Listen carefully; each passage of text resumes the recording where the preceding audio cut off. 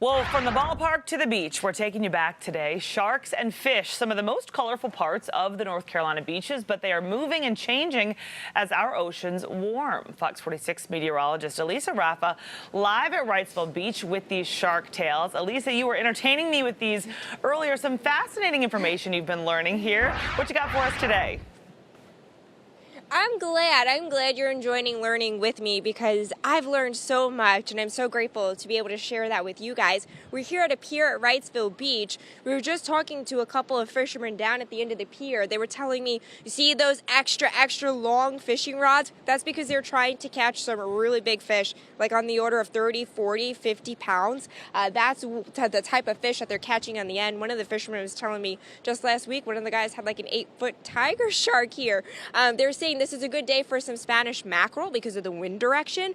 With the wind direction, it's bringing in some of the smaller bait fish. So a lot of those fish up there are biting. So if we start to see a big pull, that's what's happening back there. But I spoke to many fish experts on our trips along the coast the last couple of weeks, and they're telling me that as these oceans warm, the fish are literally moving because it's too warm for them. That includes fish and sharks. So the sharks are living here a little bit longer because the water temperatures are warmer. So they're able to come in earlier, come in later, and these fishermen need to adapt to that. They need to adapt to different fish coming in and out, different fish staying longer and later, and the EPA regulations adapt to that too as we continue to try to protect our fish and wildlife, Paige. So as a fisherman, which I am not, but if I were a fisherman watching, I would be wondering, where to go. Is there going to be is there good fishing there, right? Can I be at the pier? Am I going to have some, as a swimmer, which I am or would like to be if I wasn't scared of all the fish and sharks in the ocean? I think, is it safe to be in the ocean there? Can you give us sort of the Cliff's Notes versions of the answers to both of those questions?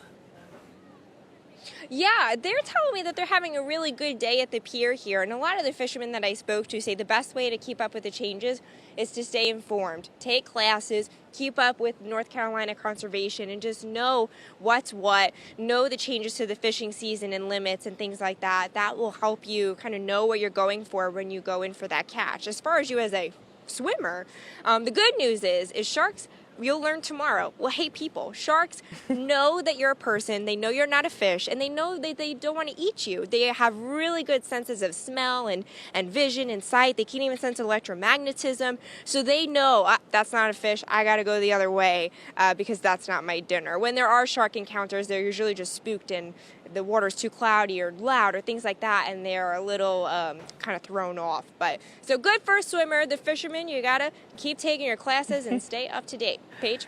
Elisa Raffa, I love it. Thank you. We'll take your word for it. All right. It's beautiful out here at Wrightsville Beach. I'm meteorologist Elisa Raffa, where people are starting to fill up the beach and the pier for Memorial Day weekend. We'll talk about why it might be a little bit hard to get your fish this weekend coming up next. We are continuing to take you back to the beach this week with stories along our coast. Sharks and fish are some of the most colorful parts of our beaches, but they are moving as our oceans warm.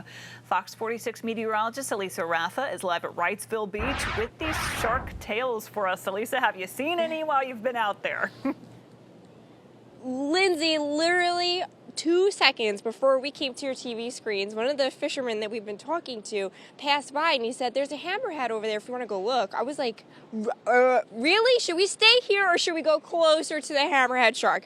You tell me, guys, if you want to see the hammerhead shark. But apparently there's one swimming there and the fisherman, the shark ate its bait. So there are sharks here, 50 species of sharks right here in North Carolina. But these fishermen have been lining up today, and the owner of this pier tells us that he expects it to be packed going into Memorial Day weekend. We spoke to some fishermen in the last couple of weeks as we've been telling you about these stories from the coast, and these fishermen tell me that they're finding changes. A lot of them have been fishing for 50 years, and they say you gotta know your stuff now. You have to know size, species, types of fish, and the reason is because we're finding a lot of these changes. So now you're looking at some video inside a UNC lab where one of the researchers is actually changing the temperature of those tanks to figure out what's too hot and what's too cold, because as oceans warm, our fish are moving. Here's a shark expert. It's also a grand experiment that we're trying to figure out exactly how changes in temperature, which coincide with changes in sea level, which coincide with changes in storminess, which coincides with ocean acidification. You know, all these things are co-occurring, can affect sharks in myriad ways that really opens up a lot of interesting questions. Dr. Joel Fodry is part of the longest running shark research program in the country that's right here in North Carolina. And it is complicated, all of these impacts, seeing them happen at once. Oh, we got a fish! Wait, are we live? Can you see the fish? Sorry, I don't know if we have video up or not, but we got a fish on the pier. But anyway, the sharks, yes, they're moving with these warming temperatures, but they're also suffering from overfishing as well. With these overfishing concerns, a lot of them spawn from Jaws. We had this knee-jerk reaction where we were afraid of sharks, so there was a mass harvesting of them in the 70s and 80s, and they're still trying to recover because they need to get old enough to have babies, and they only have one at a time, so it's really hard for them to recover from something like that. So Dr. Fodry doing really cool work on sharks, and yes, they are here in the Carolinas, and they're actually staying here longer as our oceans continue to warm. I hope you guys saw that fish. If you want, let's go look at the hammerhead shark, or no? Lindsay? I mean, yeah, maybe next time we check in with you guys, you can go show it to us. But it's nice to see some fishermen there getting lucky, catching some good fish this evening. Elisa, thank you.